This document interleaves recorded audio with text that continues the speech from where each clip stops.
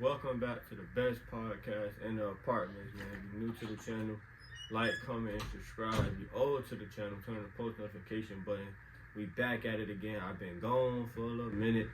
Sorry for that, y'all. But like I said again, the last episode I did, I had a passing away in the family. Had to go to a funeral. Had to get my mom right. So, just trying to get everything back together. But we back in full effect.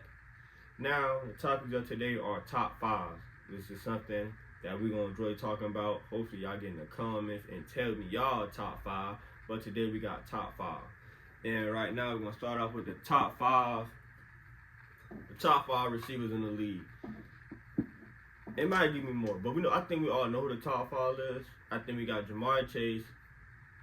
We got Justin Jefferson. I'm going to say AJ at. I'm going to put AJ over CeeDee Lamb. So AJ, CeeDee Lamb. And at five, give me, who at five?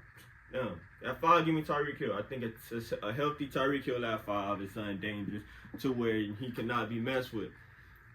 You could say Ahmad Saab. I got Ahmad at 6. I'm going to have Ahmad at 6. I got Michael Evans. I got Mike Evans at 7. And I got Nico Collins at 8. And I got Garrett Wilson at 9, Malik at 10. I know I said a top 5. We don't went down the whole top 10. But I like that group of receivers. I think they are a solid group. They're an amazing group. Me personally, it's a vibe. Me personally, I do think Nico is better than Gardner Wilson. I think Nico has a better build. He's taller. He's more physical. When Nico is healthy, he is a number one guy for C.J. Stroud. Not taking away nothing from Gardner Wilson, because Gardner Wilson had 1,000 yards since he's been in the league. And he just got paid. But to pay Gardner Wilson top 5 money is crazy to me. It's crazy because Gardner Wilson, he's like in the mix. He's a top 10 mix. He's a top 10 receiver. He's not no top 5 bag type receiver. And I don't see the hype in that conversation. But hopefully, Gardner Wilson have a great season this year. Hopefully, Gardner Wilson does be that guy for the Jets to where he gets in that conversation of a top 5 receiver. Because if he's top 5 in receiving yards or he's top 5 in touchdowns, I will be quiet.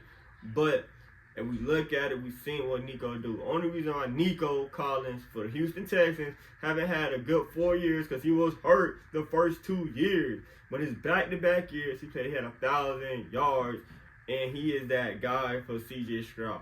Him and Tank Dell back on the same page this season. Nico's going to get a majority of the workload. We already know that. I'm telling you, Nico Collins is that guy, and he's going to be one of them guys, man. He's going to be one of them guys. What else happened around the league? Another top 5. Top 10. It's hard to say 5 when you look at this list. But top 5, we're looking at unplayed players when it's time to get paid. Right now, I do think when it's time for a paycheck, I do think Micah will be the 3rd highest, maybe the 3rd, or you can do it overall, depending on how the season have. But I do think Michael might be the 3rd highest paid non-quarterback player in the league. Because I think, looking at what TJ just got with a $123 million, look at what Myles Garrett got on the average, he bringing in 40. If Micah goes out and have a good season where he leads the league in sacks or he leads the league in quarterback, something, whatever he leads the league in, Micah getting that bad. Because if we look at it, guys, look at the top 5 pass rushers in the league. Micah is better than Max Crosby. Micah might be on the same level as Nick Bosa. Micah is better than Hunter in Houston. So Micah's got to be in a conversation where Micah will be a top 3 paid pass rusher. And I don't know if Dallas has the money to pay Micah, but they definitely got to pay Micah. Either you're going to play Micah before the season ends, or you try to pay him before the season start. But right now, with TJ and Myles Garrett setting the market, Dallas Cowboy fans, Jerry Jones, y'all looking to pay Micah about $45 million. 45 at best. 45 the highest. At the lowest, you'll pay him about 43, 42. You're paying, that's how much you're paying. Again, looking at contracts, talking about money. Top 5 corners. Somehow Patrick Surtain has become the number 5 highest paid corner. I don't like it because I don't think that shows his work ethic. Because Surtain is definitely a lockdown guy. He's the reigning defensive player of the year for a reason. He's a lockdown guy. You gotta understand the defensive player of the year has been going to guys in the trenches. So to be a corner and grab that award last season is amazing. That shows everybody in the game that he is that guy. He could travel wherever your one go. He's traveling. He's there for his team. He is their Captain America. You feel what I'm saying? So look at that contract to see that Sauce Gardner is Derek Stingley. So it's Sauce Gardner, Derek Stingley, Jalen Ramsey, because Jalen Ramsey got more money when he went to Pittsburgh. I think they gave him a little more stash. So we got Stingley, we got Sauce, Stingley, Jalen Ramsey, Horn, Derek, and Surtain. Ain't no way the guys ahead of him are better than him. And we know that for sure. Like, I'm not taking no disrespect to the guys that's ahead of him. Only guy I will take over Patrick Surtain is Jalen Ramsey, and that's because he's a veteran mindset. But if you look at that list, it goes Patrick Surtain, Jalen Ramsey, Derek Stingley. I think Horn, you could play with Horn and Sauce depending on what you like. I'm gonna take Sauce over Horn, but that could change out. You could change that however you wanna like it, because Horn is a decent corner. Horn is the face of the Panthers defense. Like, that secondary run through him. He's the captain. That's him. And I think Sauce had an off year last year where his numbers wasn't as best, but we saw what he did his rookie year coming into the league, able to lock down the receivers and play physical and use his height to the ball game. But at the same time, I look at Sauce and I look at Horn. I think those are interchangeable. They're very interchangeable positions where it doesn't matter who starts. You can change that. What else we got? We got top 5 guys off of year 2. Number 1 for me is Caleb. I think Caleb will have a better year 2. I think Caleb's going to be that guy this year for Chicago with the new head coach coming from Detroit in the offense that kind of got weapons around him. You still got DJ Moore. You got Loveland, and tight end out of Michigan. We got Umude, his second year. Being a wide receiver.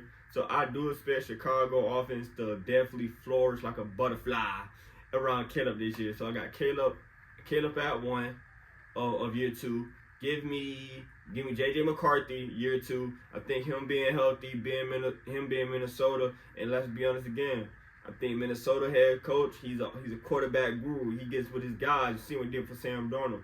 So I'm going Caleb, JJ.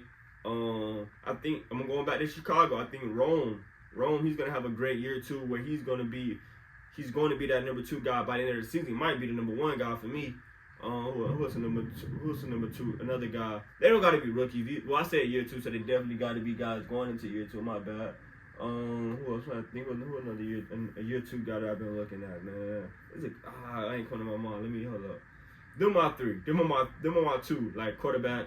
Them are my 3 guys. My 3 guys right now. I can't think of another guys going into year 2 that I'm really looking forward to.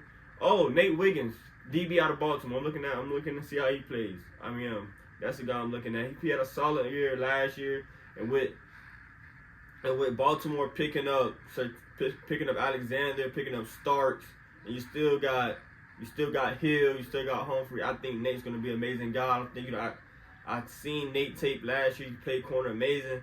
I think you put Nate in the slot and let him play the slot corner. But I like Nate Wiggins. He's definitely going to be fun to watch this season for Baltimore. I can't wait. That secondary got 10 times better. At the point right now, I think Baltimore's really pushing that limit to, you feel what I'm saying? So that's my 4th guy. My last guy, the guy in Philly. I'm about to go Mitchell. I'm gonna go Mitchell. I think, see how Mitchell looked being the number 1 corner over there. You know, they let Slay go. You know, Slay was up in age, but Mitchell could play the game pretty well. I like the way Mitchell does play the game. So I'm gonna see how he comes out and play and how he moves throughout the season. But that's definitely how I can't wait. But that's my top 5 for year 2 guys, breakout guys that I can't wait to see. I had a lot of top 5s. Let me know y'all top 5. Let me know y'all feel like I was wrong in my top 5. Let me know, do y'all see other players or players I missed in my top 5? And, man, like I always say, man, if you enjoy the podcast, like, comment, subscribe, share the video, give it a thumb up. Like I said, man, we're the best podcast in apartments. We going.